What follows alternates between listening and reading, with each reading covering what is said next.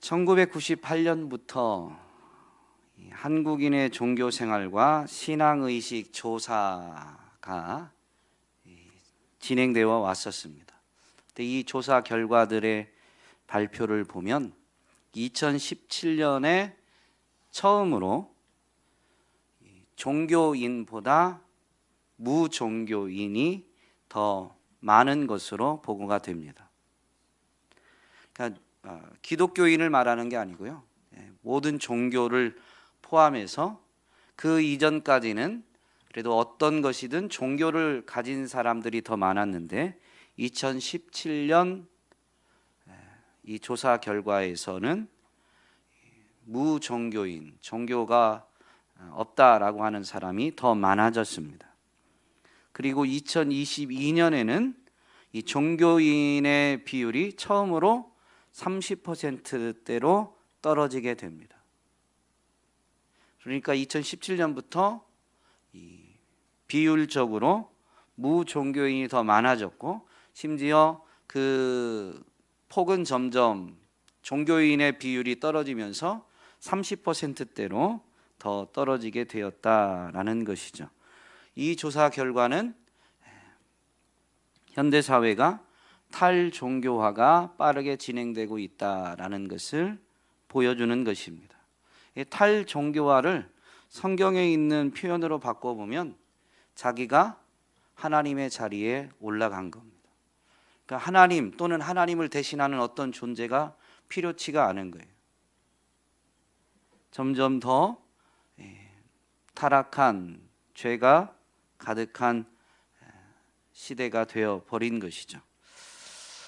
또 이 신앙인들의 의식 조사도 이루어졌는데, 기독교인들에게 신앙생활하는 이유, 신앙생활하는 목적을 물어보았는데 2022년 이전까지, 그러니까 2021년까지는 신앙생활하는 목적 1위, 그러니까 답변 1위가 구원과 영생이었는데요, 2022년에 처음으로 기독교인이 신앙생활하는 이유 제일 많은 답변이 마음의 평안을 얻기 위해서라고 조사 결과가 보여줍니다. 어제 항존직 훈련하면서도 교재를 가지고, 책을 가지고 대화를 나눴는데요, 종교 자체가 이제는 소비화되었다. 자신이 주체가 돼서 자신이 원하는 것을 얻기 위해서 종교 생활을 하는 거죠. 기독교인들이 신앙생활하는 목적이 마음의 평안이다라고 답변한 것도 이해와 이런 영향이 있는 것으로 분명히 생각이 됩니다. 여러분은 무엇 때문에 신앙생활하고 계십니까? 성경은 분명히 베드로전서 말씀을 통해서 믿음의 결국 곧 영혼의 구원을 받음이라 라고 우리에게 선포합니다. 믿음의 결국, 믿음의 목표, 믿음의 최종 결과가 뭐냐면요, 영혼 구원에 있는 겁니다. 그런데 우리가 믿음을 가지는 목표가 바뀌어져 버렸어요. 오늘은 이 믿음에 대해서 우리 스스로를 점검하며, 참된 믿음은 오늘 본문을 보면 복음에 참여하는 것임을 알 수가 있게 되는데요, 그래서 복음에 참여하는 것이 무엇인지, 즉 참된 믿음이 무엇인지를 살펴보고자 합니다. 본문과 상관없이 그냥 생각해 보면, 여러분 참된 믿음에 있어서 제일 중요한 게 뭘까요? 믿음의 대상입니다. 우리의 열심이 아니라요, 우리의 신념이 아니라 믿음의 대상이 가장 중요합니다. 정말로 믿을 만한 존재를 믿느냐라는 거죠. 우리의 믿음의 대상이 누구예요? 예수님이십니다. 가장 대표적이지만 성경에서 말하는 것은 삼위일체 하나님입니다. 물론 예수 그리스도를 통해서 성부 하나님도 알고, 사실 성령 하나님의 역사이시지만 예수님을 통해서 우리에게 성령이 부어졌다, 성령님이 보내졌다라는 것 또한 결국엔 알게 됩니다. 그래서 예수 그리스도께서 우리의 믿음의 시작이 되기도 하시고 예수 그리스도께서 우리의 믿음의 완성자가 되시기도 하십니다. 그래서 우리는 예수 그리스도를 믿는다라고 답변해도 틀리진 않지만 엄밀히 성경이 가르치는 것은 삼위일체 하나님입니다. 우리는 이 하나님을, 즉 삼위일체 하나님을 어떻게 믿게 됐어요? 여러분은 어떻게 믿게 됐어요? 그거를 다른 말로 하면 복음을 듣고 믿게 된 겁니다. 그럼 그 복음이 뭐예요? 삼위일체 하나님도 예수 그리스도를 통해서 알게 되고 믿게 되는 것처럼 복음을 듣고 믿었다, 삼위일체 하나님을 믿게 되었다라는 것은 그 복음은 바로 예수 그리스도이십니다. 그런데 조금 더 확장하면 우리의 믿음의 대상이 삼위일체 하나님인 것처럼 복음의 내용을 좀 더 확장해 보면 삼위일체 하나님이 행하신 일이 오늘 우리에게는 복음이 되는 거예요. 그래서 우리는 이 믿음을 고백할 때 오늘 여러분의 믿음을 뭐라고 고백하셨어요? 예배 시간마다 사도신경을 해도 거기에 삼위일체 하나님이 다 나옵니다. 우리의 믿음의 내용이 복음입니다. 삼위일체 하나님이 나를 위해서 행하신 일, 거기에 삼위일체 하나님이 나오시지만 하나님, 성부 하나님, 성자 하나님, 성령 하나님 믿습니다라고 끝나지 않아요. 그분들이 성부 하나님은 무슨 일을 하셨는지, 물론 성자 하나님이신 예수 그리스도께서 이루신 일들이 제일 많이 있지만 어쨌든 성자 하나님 그리고 성령 하나님이 행하신 일들이 기록되어져 있는 거죠. 우리는 그것을 믿는다라고 고백하는데 바로 우리가 복음을 들었고 그 복음을 믿는다라고 예배 시간마다 고백하고 있는 것입니다. 여러분, 사도신경을 되뇌이되 의미를 생각하면서 되뇌이면 여러분의 믿음이 더욱 굳건해지실 겁니다. 그렇게 하시고 사도신경 많이 그냥 암송을 위한 암송이 아닌 묵상하면서 암송하시기를 권면드립니다. 오늘 본문으로 가서 이제 이 참된 믿음은 결국 복음을 믿는 거고, 복음을 믿는다는 것은 믿음은 그냥 관념이 아니고 사람은 믿는 대로 살기 때문에 믿음은 곧 삶입니다. 그러므로 우리가 복음을 믿는다라는 것은 복음에 참여하는 것인데요, 복음에 참여하는 것이 무엇인지를 조금 더 실생활적으로 구체적으로 알아보는데 본문을 통해서 알아보고자 합니다. 오늘 본문에 보면 바울이 2차 선교 여행을 가서 이제 더베와 루스드라에도 이르게 되었습니다. 이 더베와 루스드라, 특별히 루스드라가 조금 생각해 볼 만한 지역인데요, 루스드라는 1차 선교 여행 때 바울이 무엇을 경험한 곳이에요? 나면서부터 걷지 못한 사람을 치유함으로 인해서 루스드라 시민들이 바울과 바나바를 신으로 생각하고 신으로 여겨서 숭배하려고 했습니다. 제사까지 드리려고 했어요.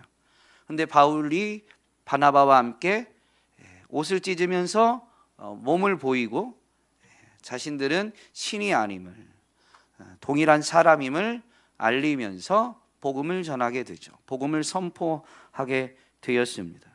그런데 신으로 숭배받는 것을 거절하고 복음을 전했다가 바울을 추적해온 이 유대인들의 선동에 의해서 돌에 맞아 거의 죽을 뻔한 곳이 루스드라입니다. 그래서 버려졌다가, 성 밖에 버려졌다가, 죽은 줄 알고 버려졌다가 다시 일어나서 몸을 추스리고 다음 날 떠난 곳이 루스드라예요. 그러면 루스드라에서는 복음을 선포하고 난 열매를 바울이 확인할 수 있었을까요? 없었을까요? 그렇게 확인할 수 있는 시간이 많지 않았을 겁니다. 그런 곳이 루스드라인데 바울은 이 루스드라를 다시 찾아갔다라는 것이죠. 왜 찾아갔어요? 2차 선교 여행의 목적이 뭐예요? 1차 선교 여행 때 돌아다니면서 복음을 전한 곳에 세워진 교회를 굳건하게 하기 위함이었습니다. 분명히 나면서부터 걷지 못하는 사람이 예수님의 이름으로 치유를 받았죠. 놀라운 일이었고 복음의 능력이 선포되어졌습니다. 그러므로 확인하지 못했다 할지라도 그 루스드라에도 믿는 사람이 생겨났을 겁니다. 그래서 돌에 맞아 죽을 뻔했음에도 불구하고 교회가 생겨났을 것을 믿고 기대하고 그 교회를 굳게 하기 위해서 다시 루스드라를 찾아오게 된 거죠. 찾아가게 된 거죠. 혹독한 박해, 죽음에 이를 정도로 박해를 받은 그 지역에 돌아온 바울이 루스드라에 왔는데 루스드라에 교회가 있어요, 없어요? 교회가 세워졌어요, 안 세워졌어요? 오늘 본문을 읽으셨는데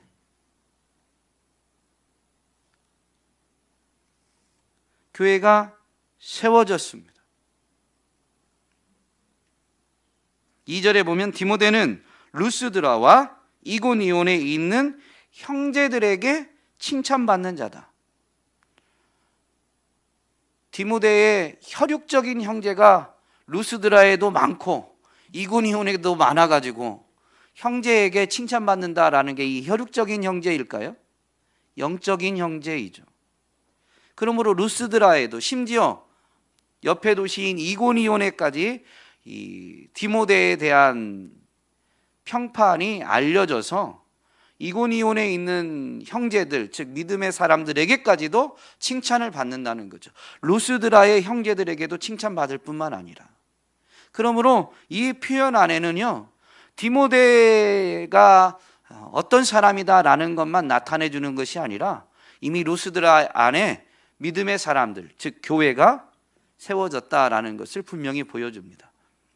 그러면 바울은 루스드라에 와서 교회가 세워진 것을 보고 어떤 마음이 들까요? 제가 너무 어려운 질문을 드리나요? 어떤 마음이 들을까요?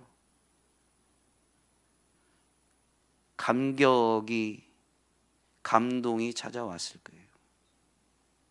내가 돌에 맞아 죽을 뻔한 게 헛되지 않았구나. 정말로 죽음의 위기 때문에 어쩌면 성급히 떠난 거죠. 돌에 맞아 죽을 뻔한 그날 이제 깨어나서 들어가서 밤사이에 몸을 좀 추스리고 다음날 아침 일찍 루스드라를 떠났으니까 거의 도피한 겁니다. 죽음의 위협을 받았으니까 도피할 수밖에 없죠. 그렇게 떠난 곳인데 그 전에 짧게 전한 그 복음으로 인해서 이런 곳에도 교회가 세워졌다는 것 때문에 바울은 감격스러웠을 것입니다. 그런데 와서 보니까 디모데가 있는 거죠.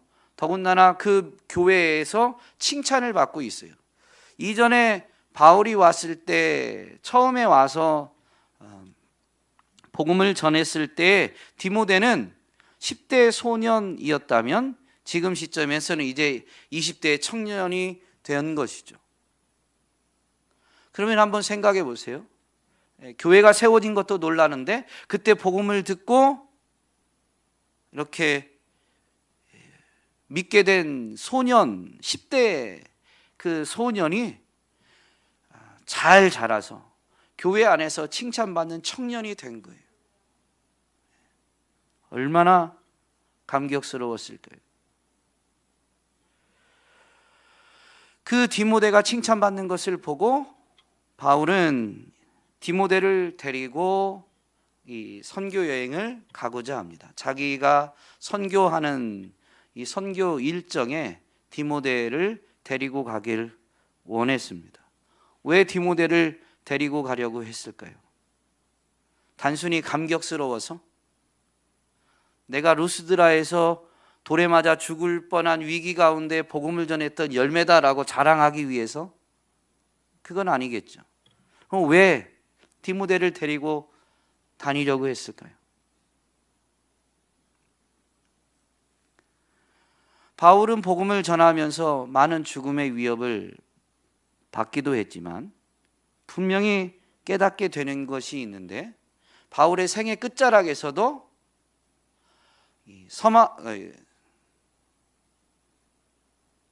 갑자기 지역 이름이 오늘날로 말하면 스페인 지역에까지 서머나 이렇게 단어들이 생각이 안 나는지 지역에도 복음을 전하기를 열망했었습니다. 땅끝까지 복음을 전하는 것은 바울이 혼자서 감당할 수 있는 사역일까요? 아닐까요? 이방인의 사도로 부름받았지만 모든 이방인들에게 복음 전하는, 땅끝까지 복음을 전하는 그 일은 자기가 완수할 수가 있지가 않아요. 그러므로 하나님 나라의 이 사역, 하나님이 맡기신 이 사역은 내가 감당해야 되는 부분이 있지만 나 혼자서는 완수할 수 없기 때문에 하나님 나라의 사역은 계승되어져야 되는 거죠. 더군다나 언제 죽을지도 모르니까. 그래서 자기가 어떻게 복음 전하는지, 복음 전할 때 어떻게 하는지 함께 하면서 보고 배우고 그 일을 이어갈 사람, 후계자, 계승자가 필요했던 거예요. 그런데 마침 20대의 청년, 더군다나 교회에서 칭찬받는 청년을 보다 보니까 데려가고 싶었던 것이죠. 이 평판, 칭찬받는다라는 것은 하나님의 일꾼으로서는 매우 중요한 요소입니다. 예루살렘 교회가 사도들에 의해서, 사도들 중심으로 뭐라고 표현을 해야 될까요? 이렇게 사역이 이루어졌을 때 점점 수가 늘어나면서 문제점이 생기게 되죠. 그래서 7 안수 집사를 세우게 되는데, 7 안수 집사를 세울 때 그 안수 집사의 조건이 뭐예요? 지금 얘기했잖아요. 사도행전 6장 3절에 보면 형제들아, 사도들이 교회 온 성도들에게 이야기하는 겁니다. 형제들아, 너희 가운데서 성령과 지혜가 충만하여 칭찬받는 사람 7을 택하나. 7 안수 집사의 조건이 뭐냐면 성령과 지혜가 충만함으로 인해서 칭찬받는 거예요.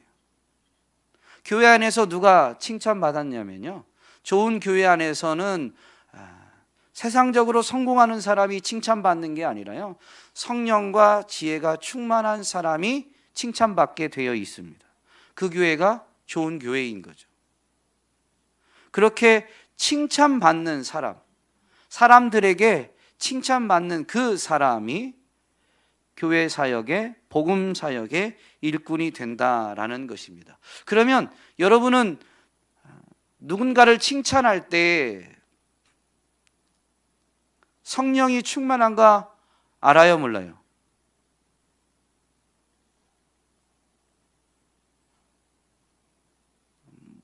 저는 잘 모르겠습니다. 제가 누차 얘기하잖아요. 주일날 안 빠지고 예배당에 나온다고 해서 구원을 받는다, 못 받는다? 알 수 없다. 그런 걸로 성령 충만하다, 구원 받는다 이런다면 알겠는데요, 모르는 거예요. 저는 사실 누가 성령 충만한지 안 한지 잘 몰라요. 그러면 뭐를 보고 칭찬할까요? 성령과 지혜가 충만한 사람이 칭찬을 받는다는데, 사람들이, 형제들이 칭찬한다면 뭐를 보고 칭찬할까요? 그 사람의 성품, 그리고 신앙적 열심을 보고 칭찬합니다. 교회 안에서 열심히 하는데 성품이 그리스도를 닮은 성품이 아니다라고 하면, 열심히 한다고 해서 열심히 하는 부분에서 칭찬이 없을 수는 없지만 교회 안에 두루 칭찬받기는 쉽지 않죠. 그러므로 본문에서 말하는 이 칭찬받는다라는 것은 물론 성경이 설명하는 건 성령과 지혜가 충만하여 칭찬받게 되는 거지만 인간의 관점에서 보면 성품과 열심이 있는 거예요. 좋은 성품과 열심이 있는 거죠.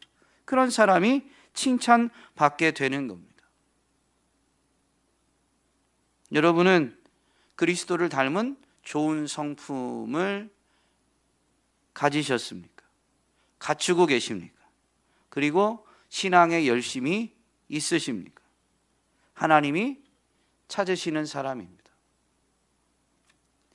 신학교에 가면 목회자들을 양성하는 신학교에서도 그런 가르침이 많이 있어요.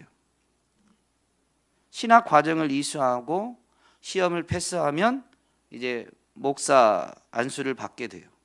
그런데 그 과정을 가르치는 분들이 신학교 교수님들 중에 많이 공통적으로 반복하는 것은 목사가 되기 전에 사람이 되라라는 말을 많이 반복합니다. 무슨 의미일까요? 공부를 잘하고 목사 고시를 패스해서 목사가 되는 것보다 더 중요한 게 있는데 먼저라는 것은 우선할 만큼 중요한 거다라는 거죠. 사람이 되는. 그때 뭐 신학교 온 사람이 사람이 아니다라는 의미는 아니잖아요. 사람이 되라라는 것은 아름다운 성품을 가져라라는 권면인 거죠. 그런 사람이 목회자로서 사역의 현장에서 하나님 나라 사역에 유익하기 때문에 신학교에서도 그렇게 가르칩니다. 바울이 볼 때 디모데는 그런 사람인 것이죠. 칭찬받는 사람, 정말로 성품이 그리스도를 닮은 성품을 가진, 그런데다가 또 열심히 있으니 데려가고 싶었던 것입니다. 그리고 오늘 우리가 읽은 본문 1절에 보면 중요한 요소가 또 하나 있는데 디모데를 소개하고 있죠. 어머니는 믿는 유대 여자요, 아버지는 헬라인이다. 이게 무슨 의미일까요? 오늘날 사회에서 사용하는 용어로 바꿔 표현하면 다문화 가정입니다. 아버지는 헬라인, 엄마는 유대인. 다문화 가정에서 자란 사람이 디모데입니다. 오늘날도 뭐 세계화가 이루어진 오늘날도 다문화 가정 하면 여전히 편견이 있는데요. 고대 사회는 편견이 없었을까요? 더군다나 유대인의 관점에서 보면 이 다문화 가정에 대해서 편견이 없었을까요? 유대인들의 관점에서 보면 이방인에 대한 이 차가운 시선이 분명히 있었죠. 그러므로 다문화 가정에 대해서 큰 차이가 없었을 것입니다. 그러나 당시 관점에서는 그럴지 모르지만 복음 안에서는 인간의 오만과 편견으로 인해서 약점으로 여겨졌던 다문화 가정에서 자랐다라는 것이 복음을 땅끝까지 전하는 데에는 더 유리한 강점이 되는 거죠. 흩어져 있는 디아스포라 유대인에게도 복음을 전할 수가 있고 유대 문화를 아니까, 또 아버지는 헬라인이어서 헬라 문화도 익히게 되어서 헬라 문화권 안에 바울이 선교 여행을 다녔던 곳은 물론 로마가 지배하지만 로마 이전에 그리스, 헬라가 지배하면서 문화는 헬라 문화가 자리 잡은 지역들입니다. 그러므로 디모데, 다문화 가정에서 자란 디모데는 바울이 선교 사역하는 데 있어서 어떻게 보면 이 표현이 그냥 과장법일 수 있지만 최적화된 인물인 거죠. 복음을 전할 일꾼으로 최적화된 일꾼인데다가 디모데후서를 보면 바울이 디모데에 대해서 평하는 글들이 있는데요.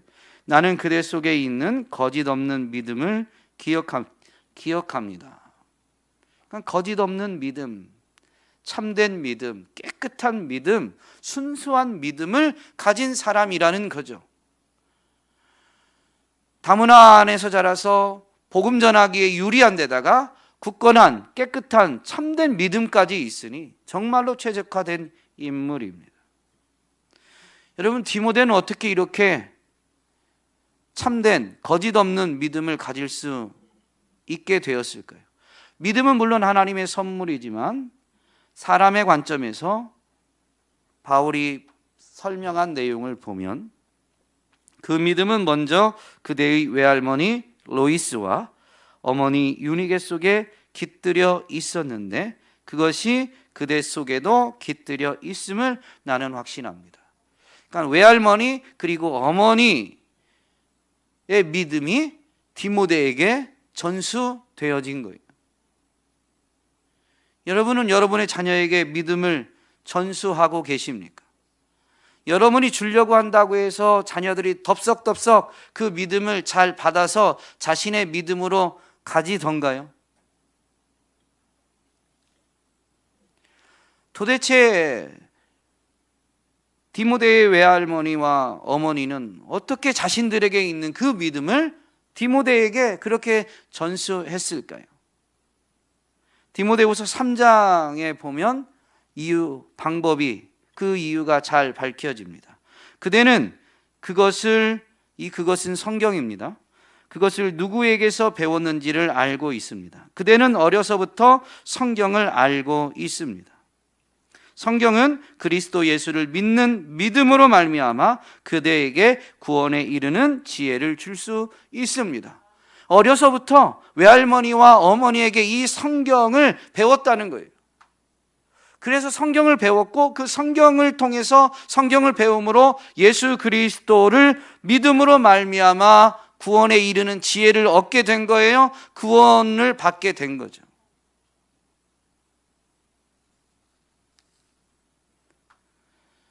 여러분, 자녀에게 성경을 가르치고 계십니까? 교회 학교에 데려다 놓는 것으로 우리 자녀들에게 신앙을 전수하고 있다고 착각하고 계시진 않습니까? 어른들도 예배당에 나온 것이 구원받는 것이 아닐 수 있는데 자녀들을 예배당에 데려놨다라고 해서 구원받는 믿음을 전수했다고 생각하고 있다면 착각이죠. 그 착각이 가장 무서운 결과를 초래할 수도 있습니다.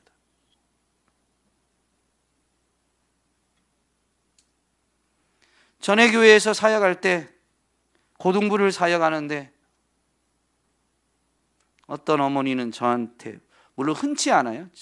제 청소년 사역이 대략 10년쯤, 미국 유학쯤까지 하면 한 2, 3년 되는데요. 그 기간 동안 유일했습니다. 저도 처음 경험한 거예요. 목사님, 저희 아들 성경 과외 좀 시켜주세요. 애가 믿음이 없는 것 같은데 목사님이 성경 과외 좀 시켜주세요. 그래서 수학 과외하는 것보다 더 비싸게 받고 과외시킨 적이 있어요. 교회 사역자이기 때문에 과외비를 받지 않겠다. 저도 이런 경험이 처음인데 오히려 은혜가 됩니다. 그래서 제가 그냥 아이에게 성경을 가르치겠습니다. 과외비를 별도로 받지 않겠습니다. 라고 했는데 본인은 분명히 이야기하시더라고요. 별도로 개인 지도를 받는데 마땅히 배움의 값을 드리는 게 맞습니다. 그러면서 과외비를 당시 수학 과외 받는 것보다 더 많이 얹어서 주시면서 과외를 시키셨어요. 석 달 동안. 여러분들에게 여러분의 자녀를 저한테 성경 과외 시키라는 의미는 아닙니다. 그만큼 성경을 가르치고 있느냐라는 거죠. 교회 데려다놓는 것으로 안주하면 안 됩니다. 오늘 이후부터라도 자녀들에게 성경을 가르치는 것에 관심을 두고 열심을 낼 수 있기를 주님의 이름으로 부탁드립니다. 바울은 디모데를 데리고 가려고 하면서 아마 이제 디모데의 동의가 있었겠죠. 디모데에게 할례를 행하였습니다. 사실 이 앞장 사도행전 15장에 보면 유대로부터 왔던 어떤 형제들, 즉 유대인들이죠. 유대인들이 안디옥 교회에 와서 이 할례 문제로 인해서 바울과 바나바와 갈등을 일으키고 그 갈등이 얼마나 심했는지 교회가 그 다툼으로 인해서 분열될 조짐까지 보이게 되었습니다. 그만큼 갈등이 심했어요. 바울은 이 할례 문제에서 그 유대인들과 갈등을 그렇게 빚었던 사람인데 오늘 본문에서는 왜 디모데에게 할례를 행하느냐라는 것이죠. 앞장에서는 할례가 구원의 조건으로 가르쳐지니까 극구 반대한 것이지만 오늘 본문에서는 구원의 조건으로서 할례를 행하는 게 아닙니다.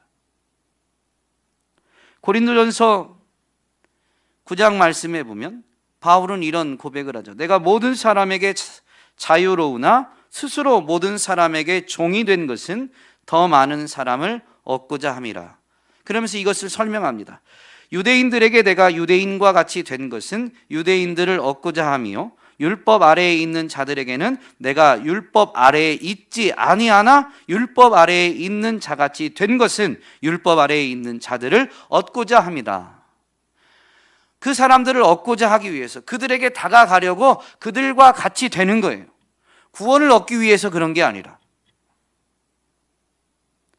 그러므로 유대인들이 강조했던 이 할례를 그 구원에 대한 구원을 얻기 위한 조건으로서 행한 게 아니라 유대인들에게 조금 더 다가가는데 거리낌이 없게 하기 위해서, 그래서 유대인들에게도 복음을 전하고 이방인들에게도 복음을 전하기 위해서 디모데, 다문화 가정에서 자란 디모데에게는 이제 바울은 여러 곳을 돌아다니며 회당이 있으면 회당에 가서 유대인들에게 먼저 복음을 전하는데 이 다문화 가정에서 자란 디모데가 회당에 가서 유대인들을 만날 때 어떤 불편함도 장애물도 없이 유대인들에게 가까이 다가가게 하기 위해서 디모데에게 할례를 행하게 된 것이죠. 이것은 바울이 보여주는 중요한 신앙의 자세인데요. 복음을 전할 대상의 문화를 존중하는 겁니다. 그 문화가 구원의 절대 조건이 아닌 이상은 그 문화를 존중하고 따라가는 거죠. 조금 전에 읽어드린 말씀 바로 앞장에 보면 고린도전서 8장에 보면 우상에게 바친 제물의 문제로 고린도 교회를 권면하는데요. 바울은 이런 고백을 합니다. 그런즉 너희의 자유가 믿음이 약한 자들에게 걸려 넘어지게 하는 것이 되지 않도록 조심하라. 만일 음식이 내 형제를 실족하게 한다면 나는 영원히 고기를 먹지 아니하여 내 형제를 실족하지 않게 하리라. 여러분, 강조점은 고기를 먹지 않는다에 있는 게 아니에요.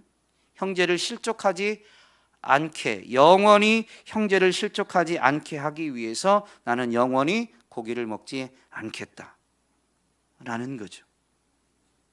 자신은 지혜가 있어서 자유롭습니다. 우상에게 제물로 바쳐진 거라 할지라도 그것을 한낱 그냥 음식이다, 고기다라고 생각하고 먹으면 아무 문제가 없어요. 바울은 그럴 지혜도 있고 믿음이 있어요. 그러나 믿음 약한 사람이 볼 때 그것으로 인해서 사도도 저렇게 하네? 라고 하면서 그 믿음이 잘못된 거 아니야? 라고 해서 실족하면 자신은 차라리 고기를 영원히 먹지 않겠다라고 다짐하고 고백하고 있는 것이죠. 여러분, 죄가 아니라면 형제를 유익하게 하는 일을 하겠다라는 믿음의 결단입니다. 내가 원하지 않는 일을 절대 하지 않겠다라는 것은 신앙의 관념 안에서 대단한 믿음처럼 보일 수 있을지 모르지만 내가 원하지 않는 일을 절대 하지 않겠다라는 태도는 경건한 이기주의가 될 수 있습니다.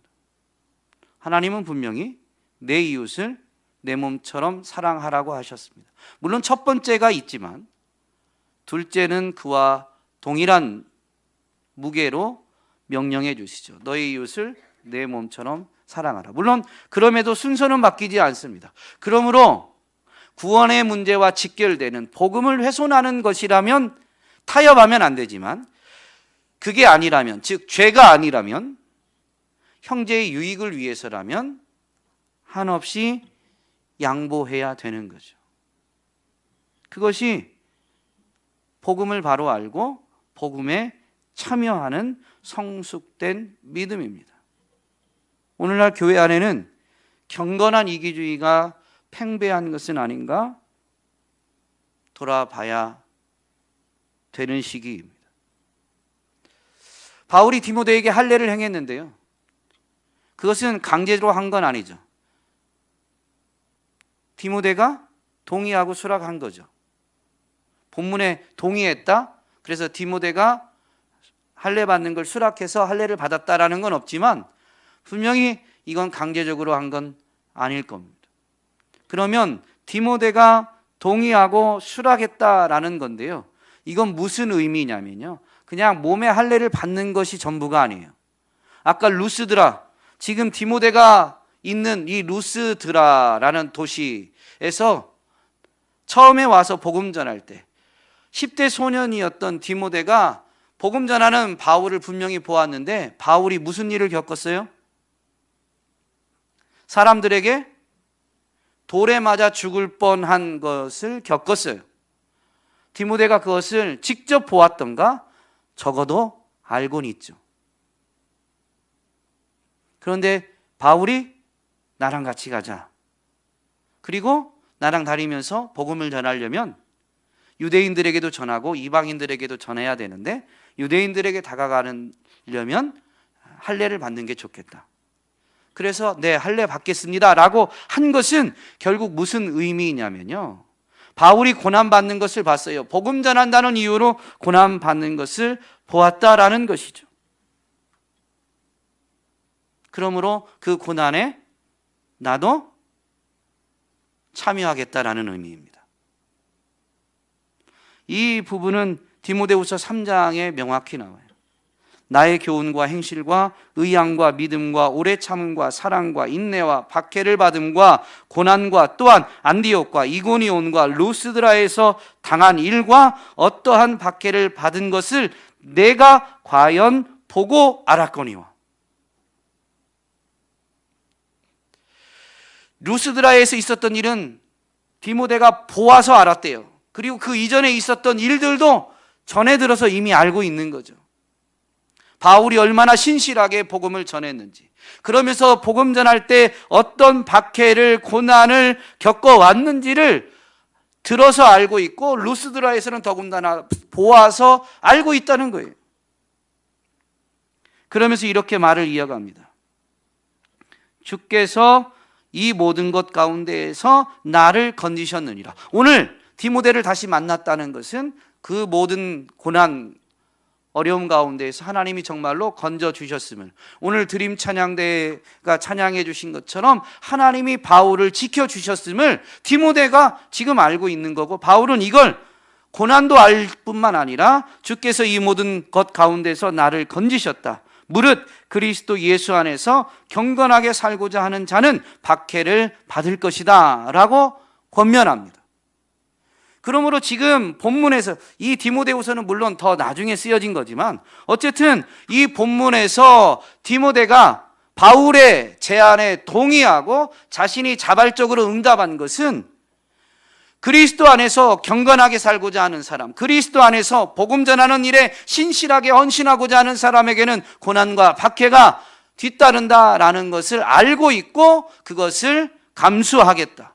그것을 받아들이겠다라는 결단인 겁니다. 여러분, 디모데는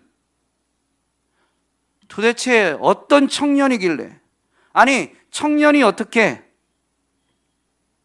자신의 미래 성공을 위해서가 아니라 고난받을 것이 너무 뻔한, 이미 다른 사람을 통해서 보았던 그 길을 걸어간다고 자발적으로 결단할 수 있었을 거예요.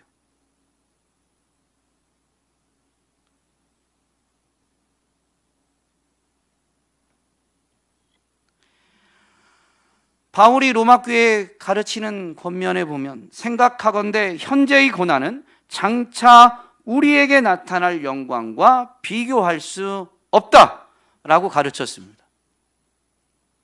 디모데는 이 우리에 포함되는 사람이었던 거죠. 생각하건대 현재의 고난은 장차 나타날 영광과 비교할 수 없다. 그렇기 때문에 장차 나타날 영광과 비교하면 비교가 되지 않는 이 고난, 잠시 잠깐뿐인 거, 그거 감내하는 게 더 지혜로운 거죠. 여러분, 자녀들이 좋아하지도 않는데, 즐거워하지도 않는데 공부해라 공부해라, 어떻게 보면 잔소리, 어떻게 보면 괴롭힘 이라고도 표현할 수 있는 그런 공부하라 공부하라라는 것을 계속 권면하고 권면을 넘어 강요합니까? 학령기는 한 20년, 그 20년 학령기를 인내하면, 예전에는 40년이었는데 요즘은 60년, 80년이죠. 그 열매를 거두게 되기 때문에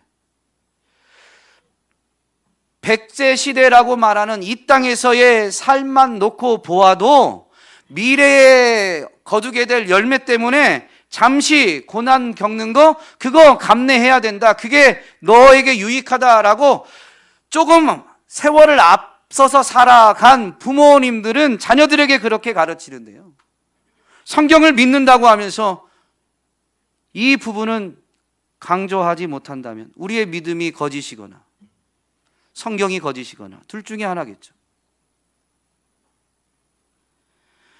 디모데는 강요에 의해서 어쩔 수 없어서가 아니라요, 자발적으로 복음에 참여한 겁니다. 바울과 디모데가 복음에 참여한 거죠. 복음에 참여하는 게 뭐냐면요, 바울이 디모데에게 할례를 행한 것에서 알 수 있는 게 첫 번째입니다. 대단한 일은 아니에요. 복음을 전하려는 대상자의 문화를 존중하는 것, 그리고 그들의 유익을 먼저 생각하는 것. 그들이 대단한 유익을 얻든지 못 얻든지 우리의 생각에서부터가 복음 전하고자 하는 대상자를 존중하고 배려하고 그들을 유익하게 하는 것을 생각하는 것이, 거기서부터가 복음에 참여하는 거예요. 그리고 더 나아가면 장차 나타날 영광을 바라보면서 현재의 시점에는 손해를 보고 고난을 받는 것도 감내하는 것이 복음에 참여하는 것이죠.